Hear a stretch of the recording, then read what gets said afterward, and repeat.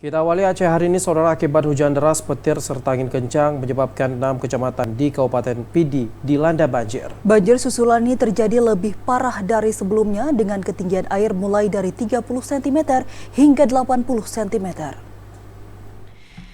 Sebelumnya terdapat 21 kecamatan yang terendam banjir.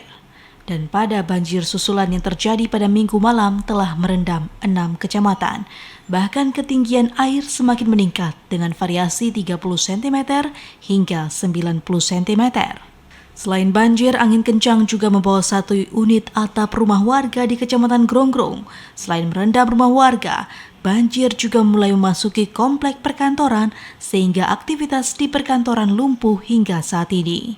Sekitar semalam, sekitar pada Isya, hujan lebat terus mengguyur Kabupaten Pidi disertai dengan petir dan cuaca ekstrim, sehingga kami tadi malam sudah standby di sini memantau segala situasi di lapangan.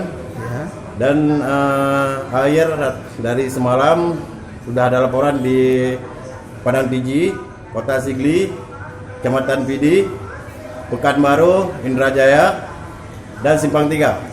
Nasruddin menambahkan pihaknya telah melakukan evakuasi terhadap korban banjir sejak pagi tadi dan membuka dapur umum di lokasi pengungsian serta akan melakukan pendataan terhadap korban banjir.